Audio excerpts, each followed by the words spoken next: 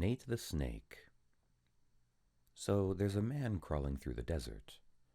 He'd decided to try his SUV in a little bit of cross-country travel.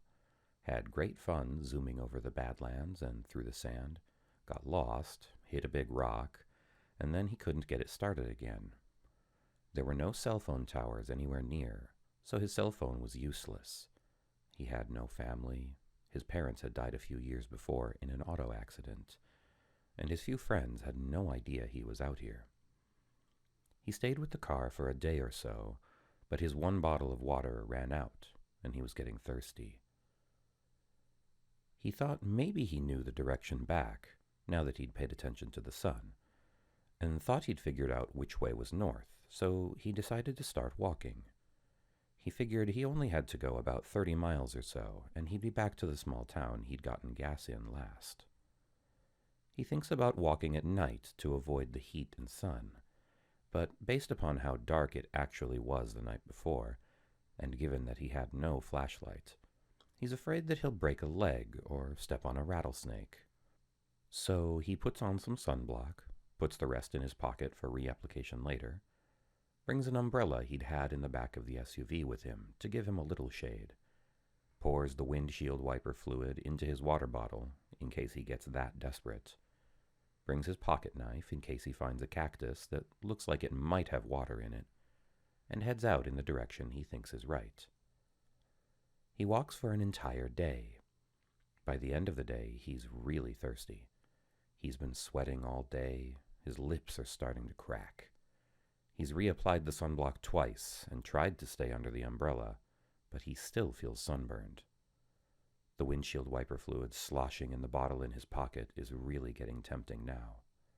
He knows that it's mainly water and some ethanol in coloring, but he also knows that they add some kind of poison to it to keep people from drinking it. He wonders what the poison is, and whether the poison would be worse than dying of thirst. He pushes on, trying to get to that small town before dark. By the end of the day, he starts getting worried.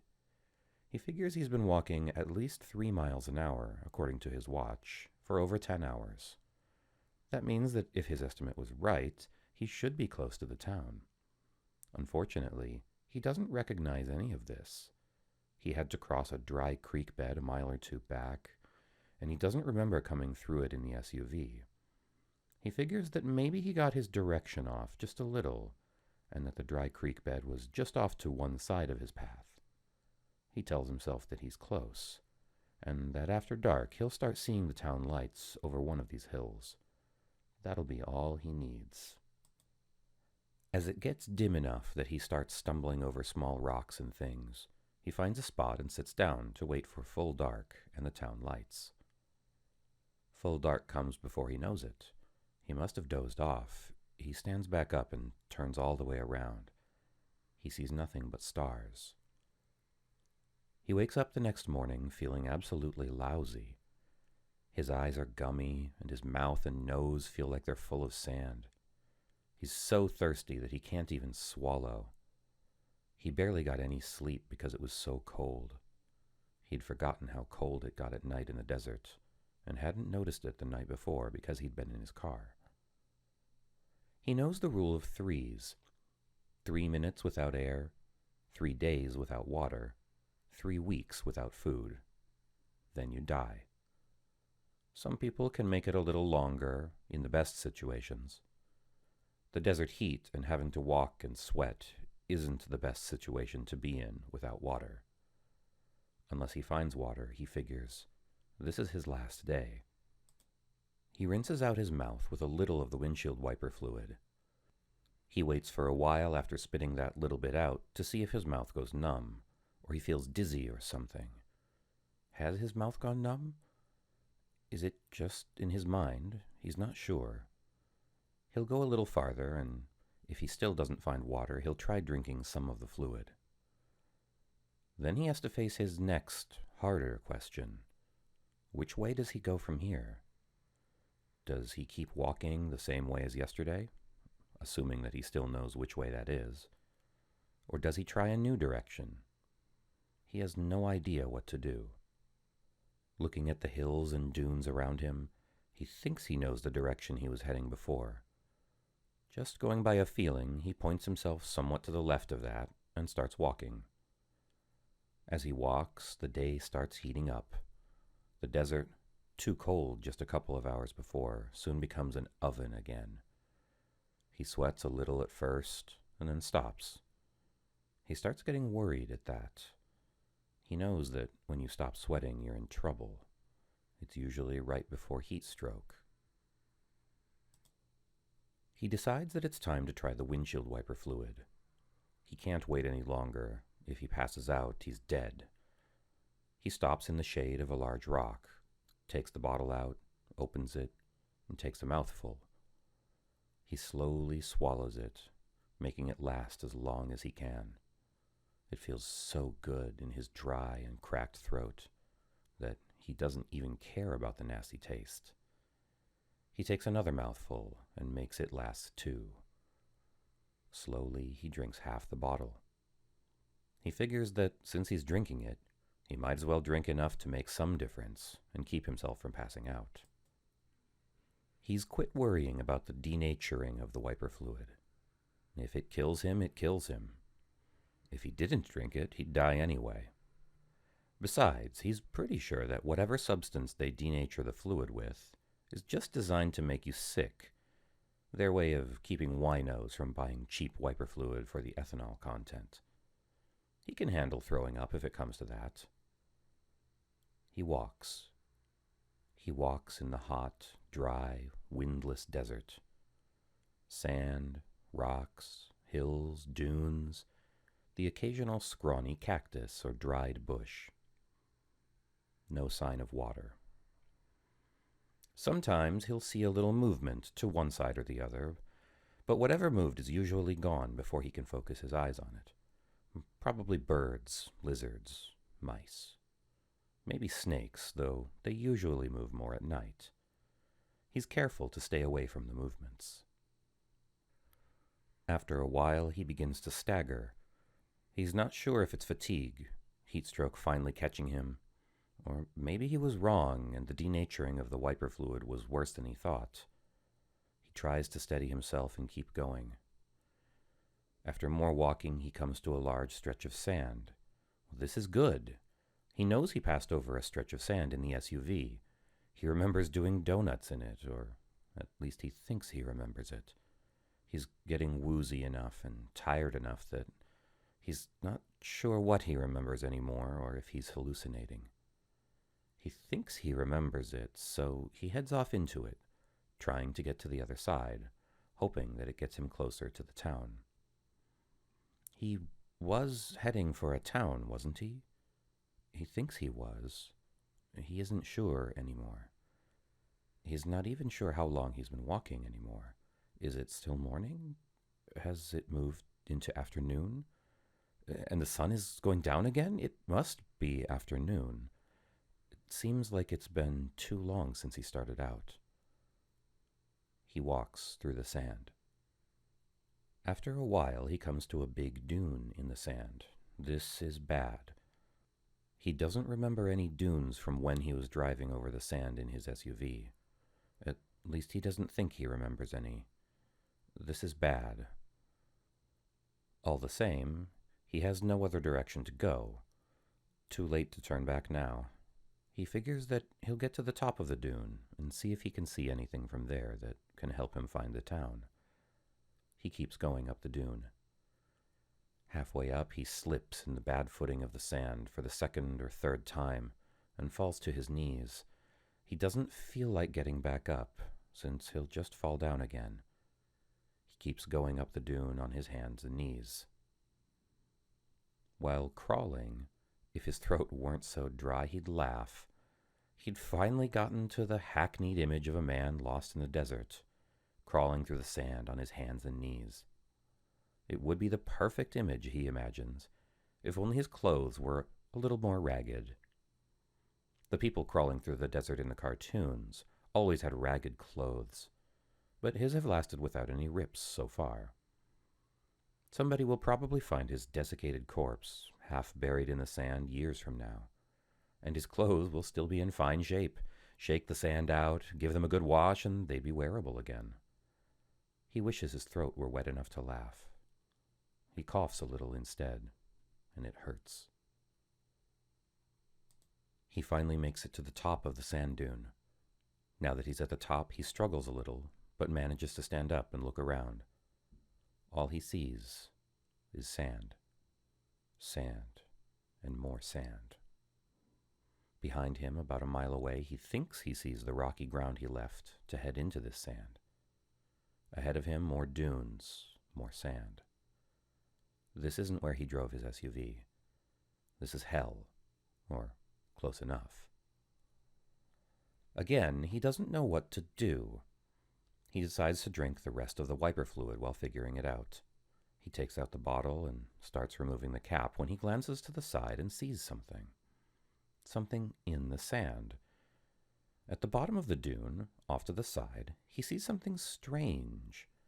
It's a flat area in the sand. He stops opening the bottle and tries to look closer.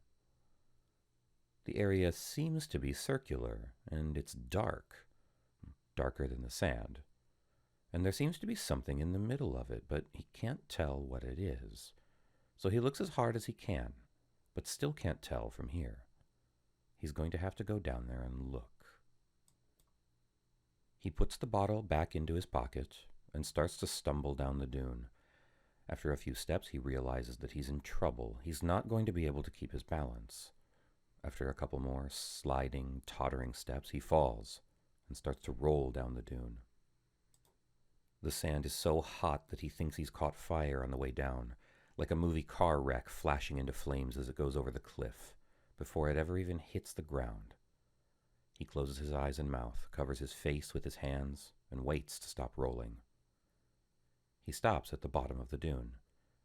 After a minute or two, he finds enough energy to try and sit up and get the sand out of his face and clothes. When he clears his eyes enough, he looks around to make sure that the dark spot in the sand is still there, and he hadn't just imagined it. Seeing the large, flat, dark spot on the sand is still there, he crawls towards it. He'd get up and walk towards it, but he doesn't seem to have the energy to get up and walk right now. He must be in the final stages of dehydration, he figures, as he crawls.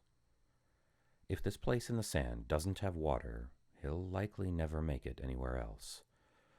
This is his last chance. He gets closer and closer, but still can't see what's in the middle of the dark area. It's hard to focus, and lifting his head up to look takes so much effort that he gives up trying. He just keeps crawling. Finally, he reaches the area he'd seen from the dune.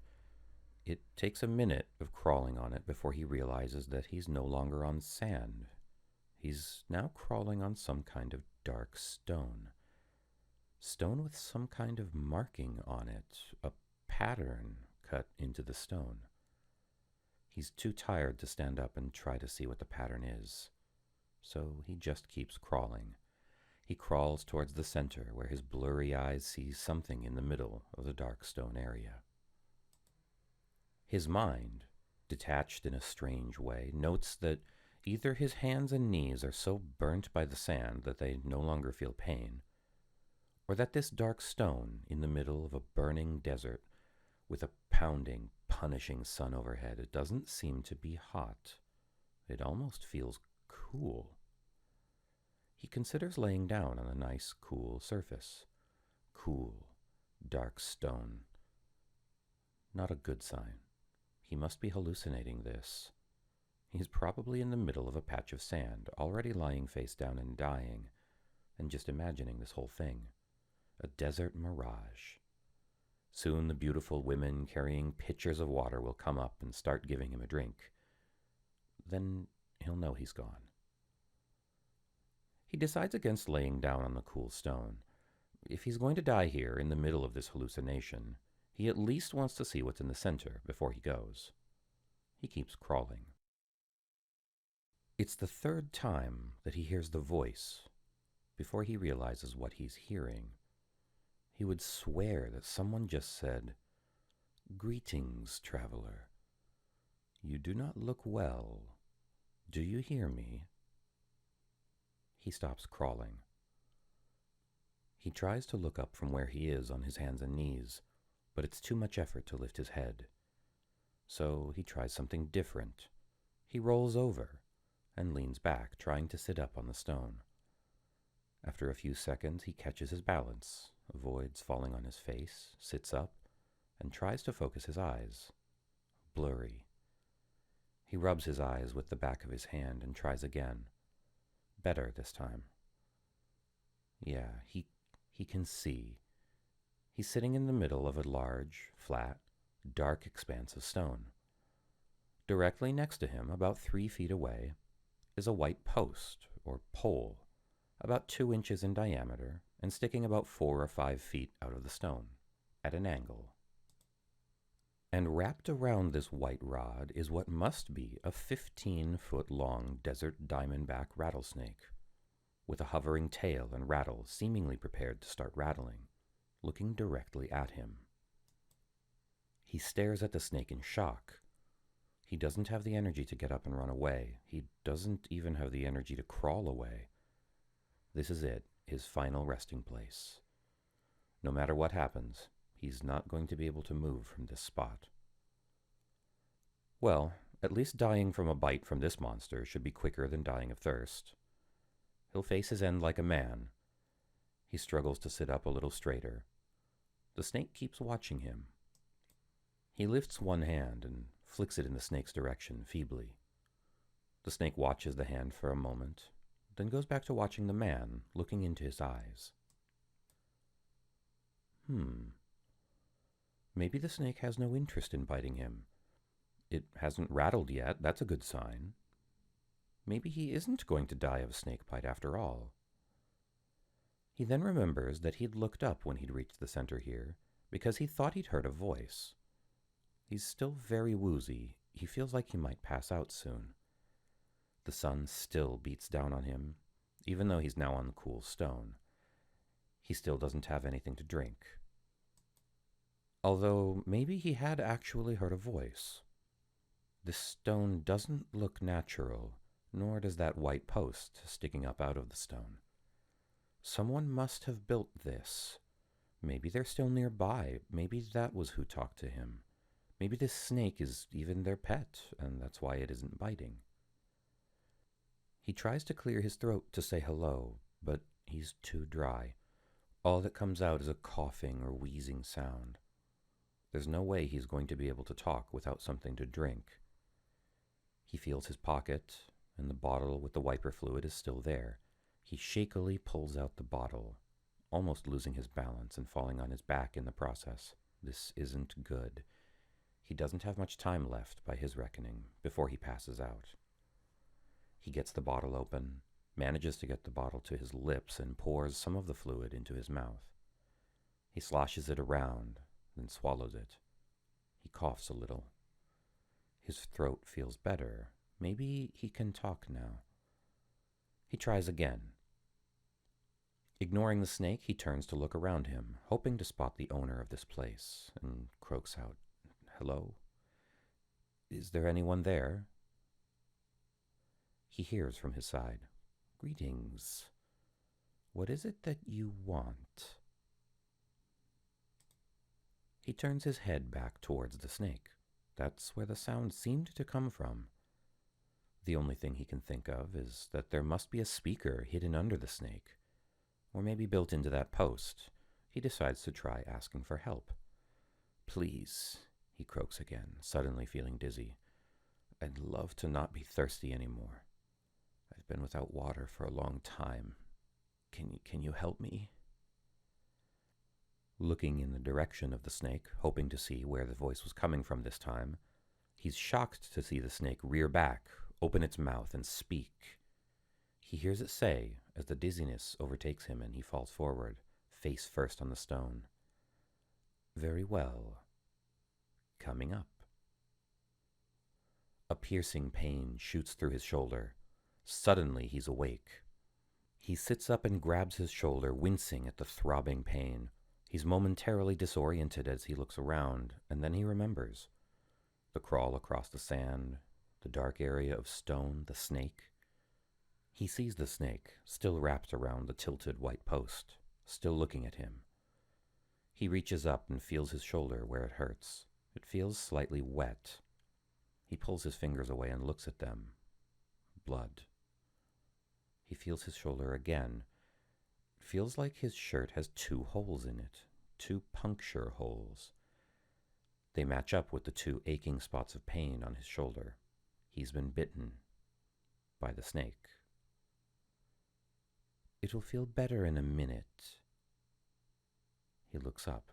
It's the snake talking. He hadn't dreamed it. Suddenly he notices he's not dizzy anymore. And more importantly, he's not thirsty anymore at all. Have I died? Is this the afterlife? Why are you biting me in the afterlife? Sorry about that, but I had to bite you, says the snake. That's the way I work. It all comes through the bite. Think of it as natural medicine. You bit me to help me? Why aren't I thirsty anymore? Did you give me a drink before you bit me? How did I drink enough while unconscious to not be thirsty anymore?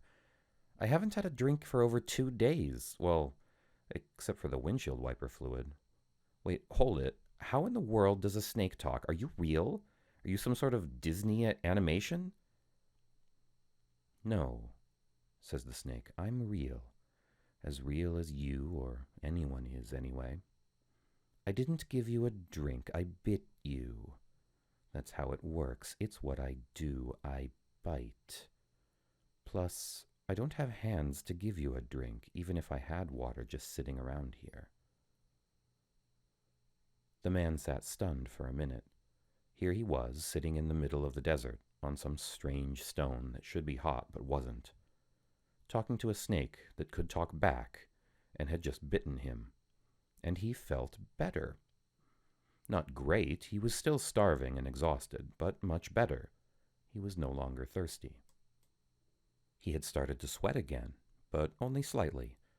He felt hot in this sun, but it was starting to get lower in the sky, and the cool stone beneath him was a relief. He could notice now that he was no longer dying of thirst.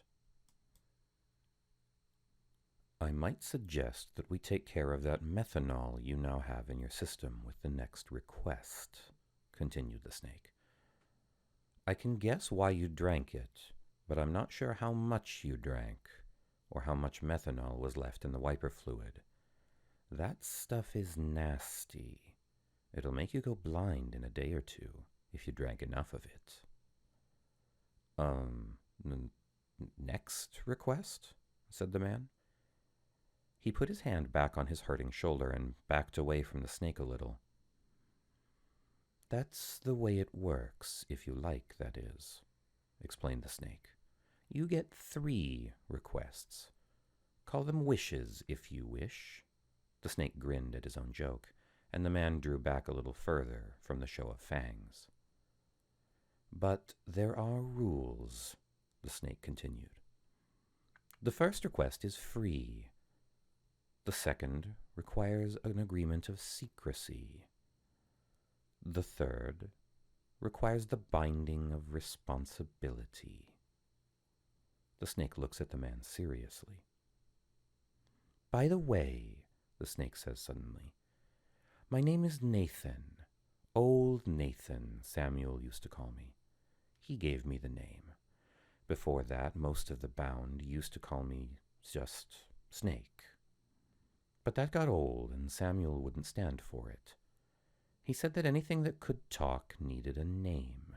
He was big into names. You can call me Nate, if you wish. Again the snake grinned. Sorry if I don't offer to shake, but I think you can understand. My shake sounds somewhat threatening. The snake gave his rattle a little shake. My name is Jack, said the man, trying to absorb all of this. Jack Sampson. Can I ask you a question? Jack said suddenly. What happened to the poison, in your bite? Why aren't I dying now? How did you do that? What did you mean by that's how you work? That's more than one question, grins Nate. But I'll still try to answer all of them. First, yes, you can ask me a question. The snake's grin gets even wider. Second, the poison is in you. It changed you. You now no longer need to drink. That's what you asked for. Or, well, technically, you asked to not be thirsty anymore. But any more is such a vague term. I decided to make it permanent. Now, as long as you live, you shouldn't need to drink much at all. Your body will conserve water very efficiently. You should be able to get enough just from the food you eat, much like a creature of the desert. You've been changed. For the third question, Nate continues, you are still dying. Besides the effects of that methanol in your system, you're a man, and men are mortal. In your current state, I give you no more than about another 50 years, assuming you get out of this desert alive, that is. Nate seemed vastly amused at his own humor, and continued his wide grin. As for the fourth question, Nate said, looking more serious as far as Jack could tell, as Jack was just now working on his ability to read talking snake emotions from snake facial features. First, you have to agree to make a second request and become bound by the secrecy, or I can't tell you. Wait, joked Jack. Isn't this where you say, you could tell me, but you'd have to kill me? I thought that was implied. Nate continued to look serious. Yeah. Jack leaned back a little as he remembered again that he was talking to a 15-foot poisonous reptile with a reputation for having a nasty temper. So what is this bound by secrecy stuff, and can you really stop the effects of methanol? Jack thought for a second. And what do you mean methanol, anyway? I thought these days they use ethanol in wiper fluid and just denature it. They may, I don't really know, said Nate. I haven't gotten out in a while. Maybe they do. All I know is that I smell methanol on your breath and on that bottle in your pocket. And the blue color of the liquid when you pulled it out to drink some, let me guess that it was wiper fluid. I assume they still color wiper fluid blue. Yeah, they do, said Jack. I figured, replied Nate. As for being bound by secrecy, with the fulfillment of your next request, you will be bound to say nothing about me, this place, or any of the information I will tell you after that, when you decide to go back out to your kind. You won't be allowed to talk about me, write about me, use sign language, charades, or even act in a way that will lead someone to guess correctly about me. You'll be bound to secrecy. Of course, I'll also ask you to promise not to give me away. And as I'm guessing that you're a man of your word, you'll never test the binding anyway, so you won't notice. Nate said the last part with utter confidence. Jack, who had always prided himself on being a man of his word, felt a little nervous at this. Hey, Nate, who are you? How did you know that? And, are you omniscient or something? Well, Jack, said Nate sadly, I can't tell you that unless you make the second request. Nate looked away for a minute, then looked back. Oh, well, okay, said Jack. What is this about a second request? What can I ask for? Are you allowed to tell me that? Sure, said Nate, brightening. You're allowed to ask for changes. Changes to yourself. They're like wishes, but they can only affect you. Oh, and before you ask, no, I can't give you immortality, or omniscience, or omnipresence for that matter. Though I might be able to make you gaseous and yet remain alive, and then you could spread through the atmosphere and sort of be omnipresent. But what good would that be? You still wouldn't be omniscient, and thus could still only focus on one thing at a time. Not very useful, at least in my opinion. Nate stopped when he realized that Jack was just staring at him. Well, anyway, continued Nate, I'd probably suggest giving you permanent good health. It would negate the methanol now in your system, and you'd be immune to most poisons and diseases, and you'd tend to live a very long time, barring accident, of course. And you'll even have a tendency to recover from accidents well. It always seemed like a good choice for a request to me. Cure the methanol poisoning, huh? Said Jack. And keep me healthy for a long time. It doesn't sound bad at that. And it has to be a request about a change to me. I can't ask to be rich, right? Because that's not really a change to me. Right, nodded Nate.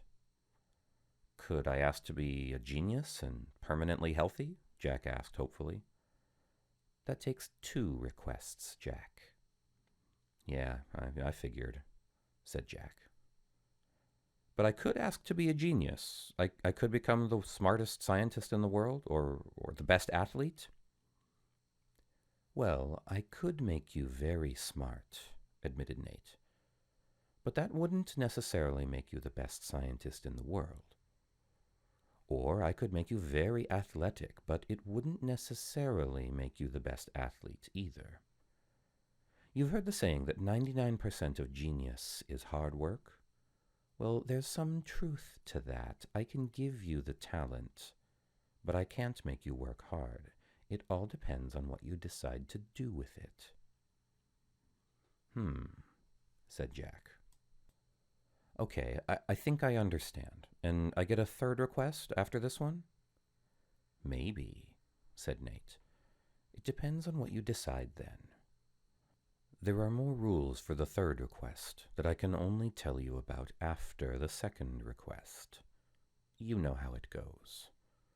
Nate looked like he'd shrug, if he had had shoulders. Okay, well, since I'd rather not be blind in a day or 2, and permanent health doesn't sound so bad, then consider that my 2nd request, officially. Do I need to sign in blood or something? No, said Nate. Just hold out your hand. Or heel, Nate grinned. Or whatever part you want me to bite. I have to bite you again. Like I said, that's how it works. The poison, you know, Nate said apologetically. Jack winced a little and felt his shoulder where the last bite was. Hey, it didn't hurt anymore, just like Nate had said. That made Jack feel better about the biting business, but still, standing still while a 15-foot snake sunk its fangs into you. Jack stood up, ignoring how good it felt to be able to stand again, and the hunger starting to gnaw at his stomach. Jack tried to decide where he wanted to get bitten. Despite knowing that it wouldn't hurt for long, Jack knew that this wasn't going to be easy. Hey, Jack, Nate suddenly said, looking past Jack towards the dunes behind him. Is that someone else coming up over there? Jack spun around and looked. Who else could be out here in the middle of nowhere? And did they bring food? Wait a minute, there was nobody over there. Was Nate? Jack let out a bellow as he felt 2 fangs sink into his rear end through his jeans. Jack sat down carefully, favoring his more tender buttock. I would have decided eventually, Nate. I was just thinking about it. You didn't have to hoodwink me like that. I've been doing this a long time, Jack, said Nate confidently. You humans have a hard time sitting still and letting a snake bite you, especially one of my size. And besides, admit it, It's only been a couple of minutes and it already doesn't hurt anymore, does it? That's because of the health benefit with this one. I told you that you'd heal quickly now. Yeah, well, still, said Jack. It's the principle of the thing. And nobody likes being bitten in the butt. Couldn't you have gotten my calf or something instead? More meat in the typical human butt, replied Nate, and less chance you accidentally kick me or move at the last second. Yeah, right. So, tell me all of these wonderful secrets that I now qualify to hear, answered Jack. Okay, said Nate. Do you want to ask questions first, or do you want me to just start talking? Just talk, said Jack. I'll sit here and try not to think about food. We could go try to rustle up some food for you first, if you'd like, answered Nate. Hey, you didn't tell me you had food around here, Nate. Jack jumped up. What do we have? Am I in walking distance to town, or can you magically whip up food along with your powers? Jack was almost shouting with excitement. His stomach had been growling for hours. I was thinking more like I could flush something out of its hole and bite it for you, and you could skin it and eat it. Well, assuming you have a knife, that is, replied Nate with the grin that Jack was just starting to get used to. Ugh, said Jack, sitting back down. I think I'll pass. I can last a little longer before I get desperate enough to eat a desert rat or whatever else it is you find out here. And there's nothing to burn. I'd have to eat it raw. No thanks. Just talk. Okay, replied Nate, still grinning. But I'd better hurry before you start looking at me as food. Nate reared back a little, looked around for a second, and then continued. You, Jack, are sitting in the middle of the Garden of Eden. Jack looked around at the sand and dunes, and then looked back at Nate skeptically. Well, that's the best I can figure it anyway, Jack, said Nate. Stand up and look at the symbol on the rock here. Nate gestured around the dark stone they were both sitting on with his nose. Jack stood up and looked. Carved into the stone, in bas relief, was a representation of a large tree. The angled pole that Nate was wrapped around was coming out of the trunk of the tree right below where the main branches left the trunk to reach out across the stone. It was very well done. It looked more like a tree had been reduced to almost 2 dimensions and embedded in the stone than it did like a carving. Jack walked around and looked at the details in the fading light of the setting sun.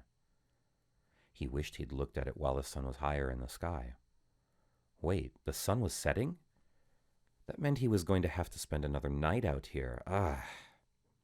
Jack looked out across the desert for a little bit, and then came back and stood next to Nate. In all the excitement, I almost forgot, Nate, said Jack. Which way is it back to town, and how far? I'm eventually going to have to head back.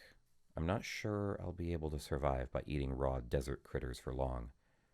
And even if I can, I'm not sure I'll want to.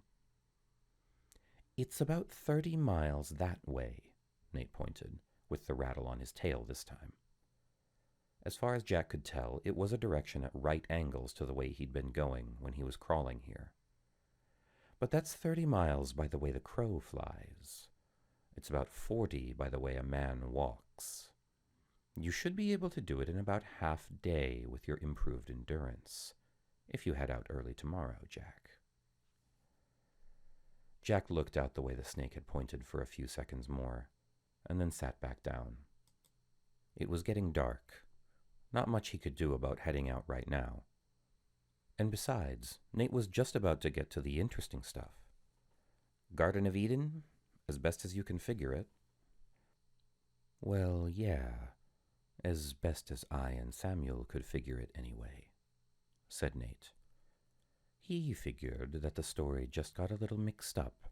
You know, snake in a tree, offering temptations, making bargains, that kind of stuff. but he never quite figured out how the Hebrews found out about this spot from across the ocean. He worried about that for a while. "Garden of Eden, huh?" said Jack. "How long have you been here, Nate?" "No idea, really," replied Nate. "A long time. It never occurred to me to count years until recently, and by then, of course, it was too late. But I do remember when this whole place was green, so I figure it's been thousands of years, at least." "So, are you the snake that tempted Eve?" said Jack. "Beats me," said Nate. "Maybe. I can't remember if the first one of your kind that I talked to was female or not. And I never got a name, but it could have been. And I suppose she could have considered my offer to grant requests a temptation, though I've rarely had refusals." "Well, how did you get here then? And why is that white pole just stuck out of the stone there?" asked Jack. "Dad left me here. Or I assume it was my dad. It was another snake, much bigger than I was back then.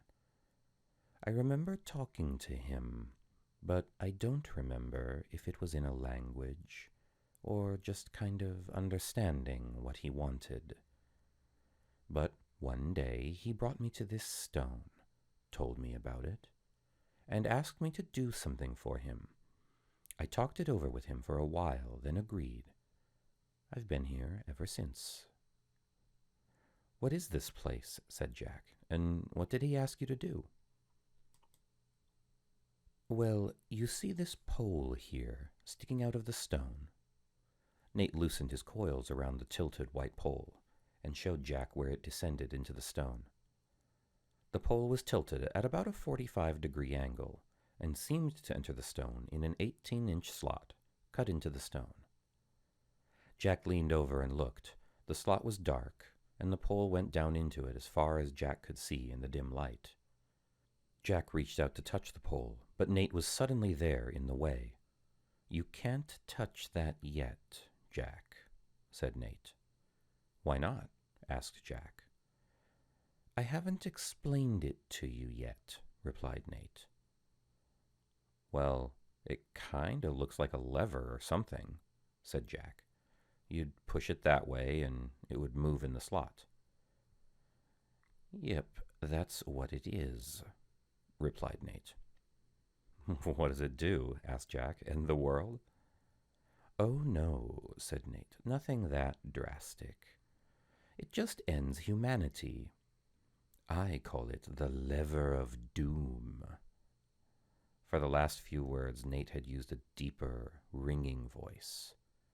He tried to look serious for a few seconds, and then gave up and grinned.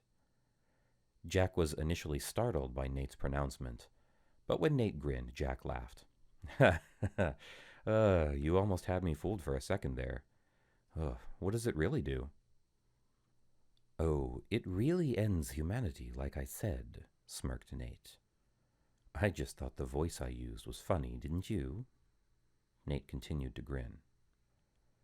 "A lever to end humanity?" asked Jack. "What in the world is that for? Why would anyone need to end humanity?" "Well," replied Nate, "I get the idea that maybe humanity was an experiment.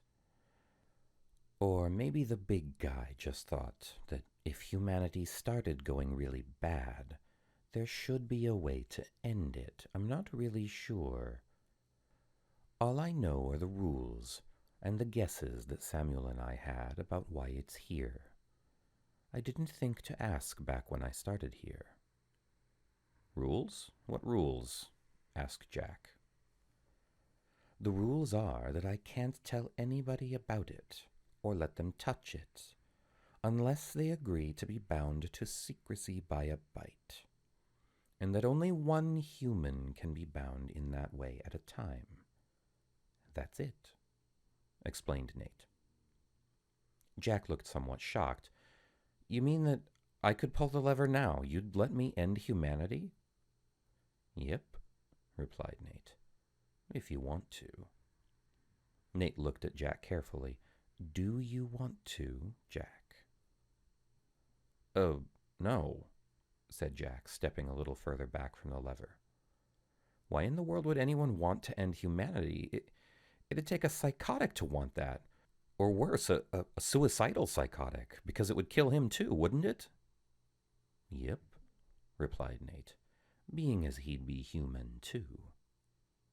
Has anyone seriously considered it? Ever? Asked Jack. Any of those bound to secrecy, that is? Well, of course. I think they've all seriously considered it at one time or another. Being given that kind of responsibility makes you sit down and think, or so I'm told. Samuel considered it several times.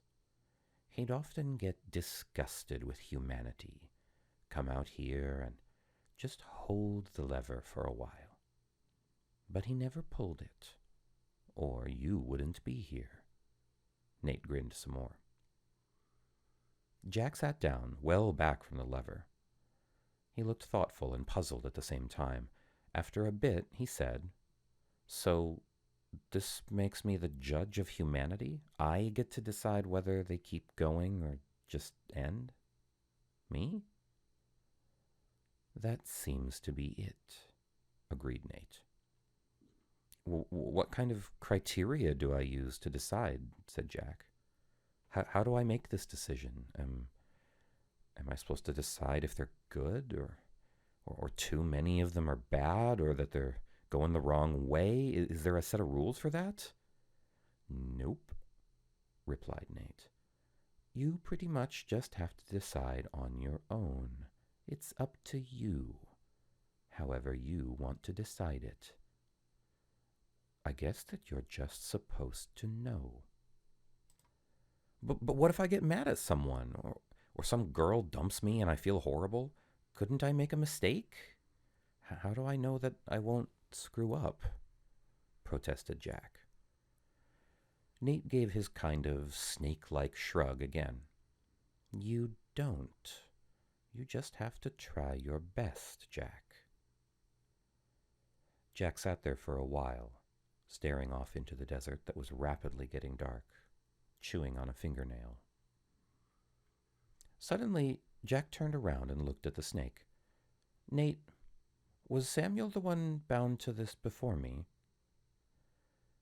Yes, replied Nate. He was a good guy, talked to me a lot, taught me to read and brought me books. I think I still have a good pile of them buried in the sand around here somewhere. I still miss him. He died a few months ago. Sounds like a good guy, agreed Jack. How did he handle this when you first told him? What did he do? Well, said Nate, he sat down for a while, thought about it for a bit, and then asked me some questions, much like you're doing. What did he ask you, if you're allowed to tell me? Asked Jack. He asked me about the third request, replied Nate. Aha! It was Jack's turn to grin. And what did you tell him? I told him the rules for the third request. That to get the third request, you have to agree to this whole thing, that if it ever comes to the point that you really think that humanity should be ended, that you'll come here and end it.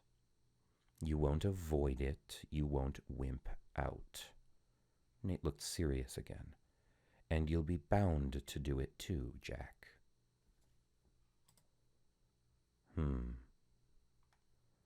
Jack looked back out into the darkness for a while. Nate watched him, waiting. Nate, continued Jack quietly, eventually, what did Samuel ask for with his third request? Nate sounded like he was grinning again when he replied, also quietly. Wisdom, Jack. He asked for wisdom, as much as I could give him. Okay, said Jack suddenly, standing up and facing away from Nate. Give it to me. Nate looked at Jack's backside. Give you what, Jack? Give me that wisdom, the same stuff Samuel asked for. If it helped him, maybe it'll help me too. Jack turned his head to look back over his shoulder at Nate. It did help him, right? He said it did, replied Nate.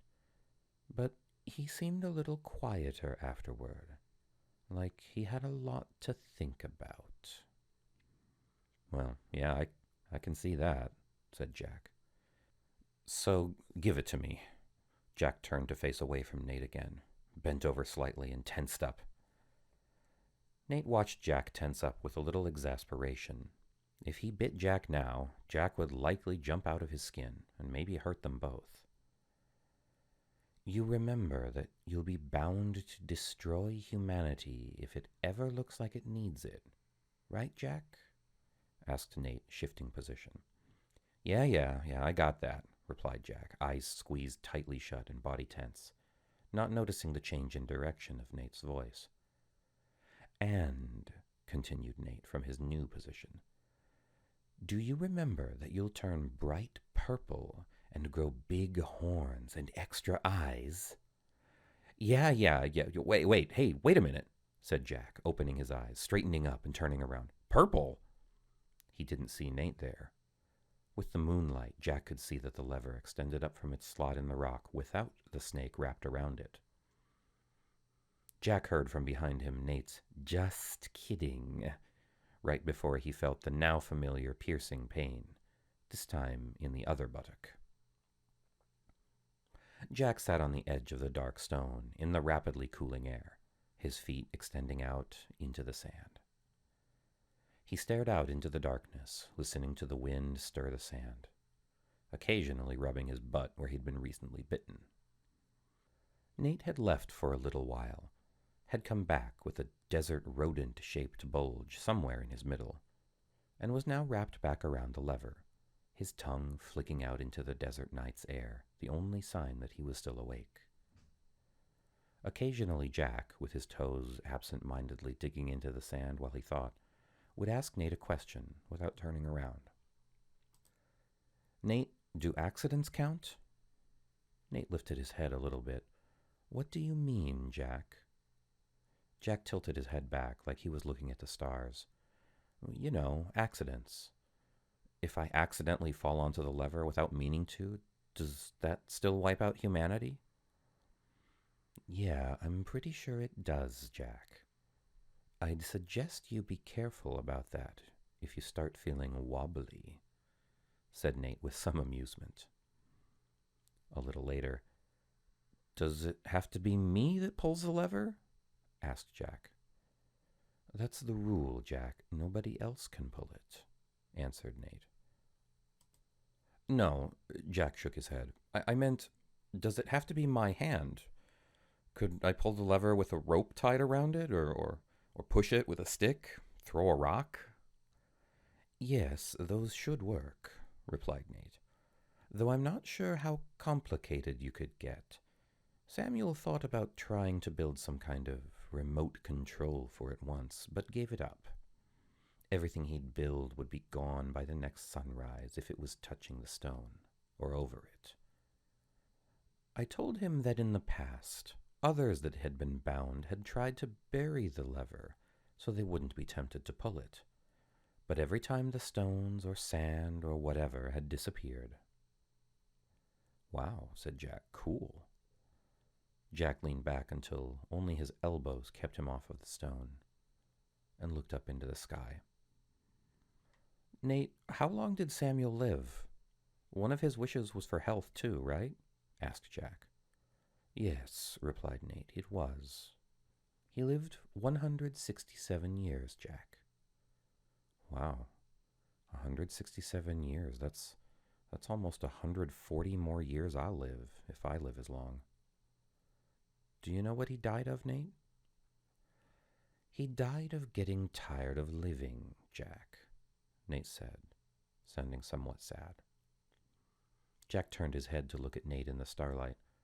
Nate looked back. Samuel knew he wasn't going to be able to stay in society. He figured that they'd eventually see him still alive and start questioning it. So he decided that he'd have to disappear after a while. He faked his death once, but changed his mind. He decided it was too early, and he could stay for a little longer. He wasn't very fond of mankind, but he liked the attention, most of the time anyway. His daughter and then his wife dying almost did him in, though.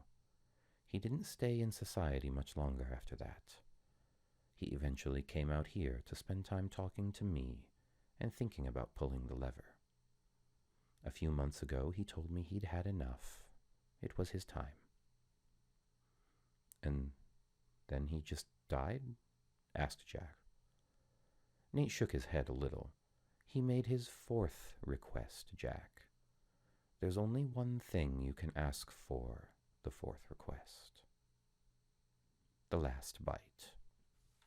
After a bit, Nate continued. He told me that he was tired, that it was his time. He reassured me that someone new would show up soon, like they always had. After another pause, Nate finished. Samuel's body disappeared off the stone with the sunrise. Jack lay back down and looked at the sky, leaving Nate alone with his memories. It was a long time until Jack's breathing evened out into sleep. Jack woke with the sunrise the next morning. He was a little chilled with the morning desert air, but overall was feeling pretty good.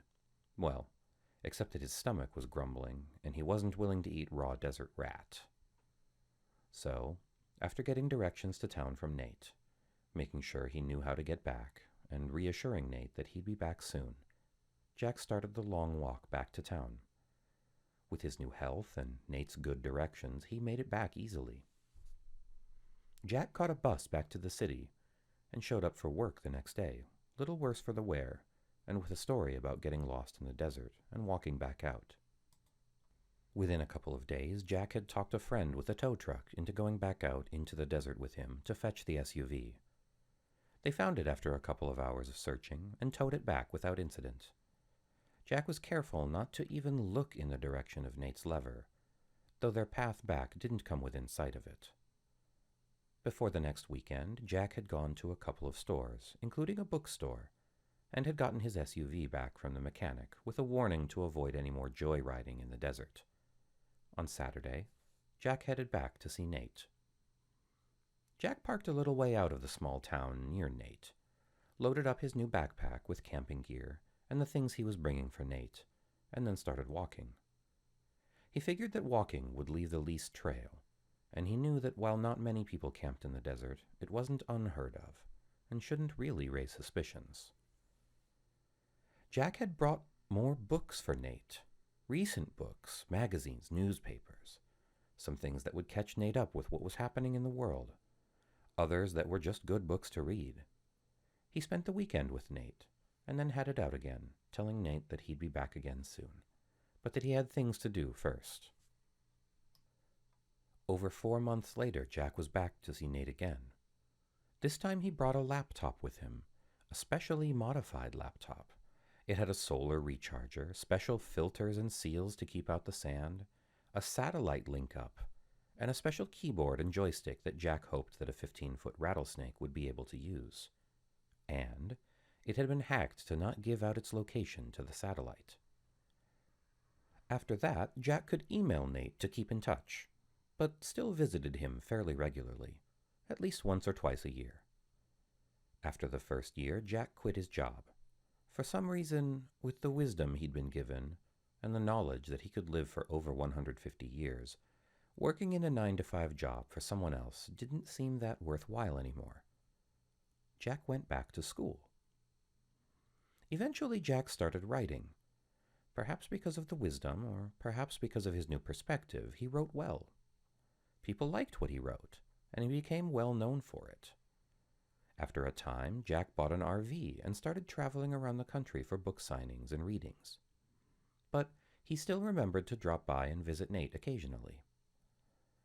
On one of the visits, Nate seemed quieter than usual. Not that Nate had been a fountain of joy lately. Jack's best guess was that Nate was still missing Samuel, and though Jack had tried, he still hadn't been able to replace Samuel in Nate's eyes. Nate had been getting quieter each visit, but on this visit, Nate didn't even speak when Jack walked up to the lever. He nodded at Jack and then went back to staring into the desert. Jack, respecting Nate's silence, sat down and waited. After a few minutes, Nate spoke. "Jack, I have someone to introduce you to." Jack looked surprised. "Someone to introduce me to?" Jack looked around, then looked carefully back at Nate. "This something to do with the big guy?" No, replied Nate. "This is more personal. I want you to meet my son." Nate looked over at the nearest sand dune. "Sammy." Jack watched as a 4-foot-long desert rattlesnake crawled from behind the dune and up to the stone base of the lever. "Yo, Jack," said the new, much smaller snake. Yo, Sammy," replied Jack. Jack looked at Nate. "Named after Samuel, I assume?" Nate nodded. "Jack, I've got a favor to ask you. Could you show Sammy around for me?" Nate unwrapped himself from the lever and slithered over to the edge of the stone and looked across the sands. "When Samuel first told me about the world and brought me books and pictures, I wished that I could go see it. I wanted to see the great forests, the canyons, the cities, even the other deserts, to see if they felt and smelled the same. I want my son to have that chance to see the world before he becomes bound here like I've been. He's seen it in pictures over the computer that you brought me, but I hear that it's not the same, that being there is different. I want him to have that. Think you can do that for me, Jack?" Jack nodded. This was obviously very important to Nate, so Jack didn't even joke about taking a talking rattlesnake out to see the world. Yeah, I can do that for you, Nate. Is that all you need?" Jack could sense it was something more. Nate looked at Sammy. Sammy looked back at Nate for a second and then said, I gotta go pack. Back in a little bit, Jack. Nice to meet you." Sammy slithered back over the dune and out of sight. Nate watched Sammy disappear and then looked back at Jack. "Jack, this is my first son, my first offspring through all the years. You don't even want to know what it took for me to find a mate." Nate grinned to himself. "But anyway, I had a son for a reason. I'm tired. I'm ready for it to be over. I needed a replacement." Jack considered this for a minute. "So you're ready to come see the world? Then you wanted him to watch the lever while you were gone?" Nate shook his head. "No, Jack. You're a better guesser than that. You've already figured it out. I'm bound here. There's only one way for me to leave here. And I'm ready. It's my time to die." Jack looked more closely at Nate. He could tell Nate had thought about this, probably for quite a while. Jack had trouble imagining what it would be like to be as old as Nate, but Jack could already tell that in another 100 or 200 years, he might be getting tired of life himself. Jack could understand Samuel's decision, and now Nate's. So all Jack said was, "What do you want me to do?" Nate nodded. "Thanks, Jack. I only want 2 things. 1, show Sammy around the world. Let him get his fill of it until he's ready to come back here and take over. 2, give me the fourth request. I can't just decide to die, not any more than you can. I won't even die of old age like you eventually will, even though it'll be a long time from now. I need to be killed. Once Sammy is back here, ready to take over, I'll be able to die, and I need you to kill me. I've even thought about how. Poisons and other drugs won't work on me. And I've seen pictures of snakes that were shot. Some of them live for days, so that's out too. So, I want you to bring back a sword. Nate turned away to look back to the dune that Sammy had gone behind. I'd say an axe, but that's somewhat undignified. Putting my head on the ground or a chopping block like that. No. I like a sword. A time-honored way of going out. A dignified way to die. And most importantly, it should work even on me. You willing to do that for me, Jack? Nate turned back to look at Jack. Yeah, Nate, replied Jack solemnly. I think I can handle that. Nate nodded. Good. He turned back towards the dune and shouted, Sammy! Jack's about ready to leave. Then quietly, Thanks, Jack. Jack didn't have anything to say to that, so he waited for Sammy to make it back to the lever, nodded to him, nodded a final time to Nate, and then headed into the desert with Sammy following. Over the next several years, Sammy and Jack kept in touch with Nate through email as they went about their adventures. They made a goal of visiting every country in the world and did a respectable job of it. Sammy had a natural gift for languages, as Jack expected he would, and even ended up acting as a translator for Jack in a few of the countries. Jack managed to keep the talking rattlesnake hidden, even so, and by the time they were nearing the end of their tour of the countries, Sammy had only been spotted a few times. While there were several people that had seen enough to startle them greatly, nobody had enough evidence to prove anything. And while a few wild rumors and stories followed Jack and Sammy around, nothing ever hit the newspapers or the public in general. When they finished the tour of countries, Jack suggested that they try some undersea diving. They did. And spelunking. They did that too. Sammy finally drew the line at visiting Antarctica. He'd come to realize that Jack was stalling. After talking to his dad about it over email, he figured out that Jack probably didn't want to have to kill Nate. Nate told Sammy that humans could be squeamish about killing friends and acquaintances. So, Sammy eventually put his tail down, as he didn't have a foot, and told Jack that it was time. He was ready to go back and take up his duties from his dad. Jack delayed it a little more by insisting that they go back to Japan and buy an appropriate sword. He even stretched it a little bit more by getting lessons in how to use the sword, but eventually he'd learned as much as he was likely to without dedicating his life to it, and was definitely competent enough to take the head off of a snake. It was time to head back and see Nate. When they got back to the U.S., Jack got the old RV out of storage, where he and Sammy had left it after their tour of the 50 states. He loaded up Sammy and the sword, and they headed for the desert. When they got to the small town that Jack had been trying to find all those years ago when he'd met Nate, Jack was in a funk. He didn't really feel like walking all the way out there. Not only that, but he'd forgotten to figure the travel time correctly, and it was late afternoon. They'd either have to spend the night in town and walk out tomorrow, or walk in the dark. As Jack was afraid that if he waited one more night he might lose his resolve, he decided that he'd go ahead and drive the RV out there. It was only going to be this once, and Jack would go back and cover the tracks afterwards.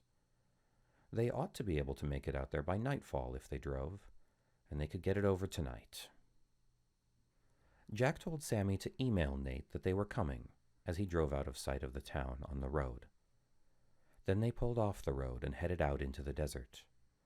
Everything went well until they got to the sand dunes. Jack had been nursing the RV along the whole time, over the rocks, through the creek beds, revving the engine the few times they almost got stuck. When they came to the dunes, Jack didn't really think about it. He just downshifted and headed up the first one. By the third dune, Jack started to regret that he'd decided to try driving on the sand. The RV was fishtailing and losing traction. Jack was having to work it up each dune slowly and was trying to keep from losing control each time they came over the top and slid down the other side. Sammy had come up to sit in the passenger seat, coiled up and laughing at Jack's driving. As they came over the top of the fourth dune, the biggest one yet, Jack saw that this was the final dune.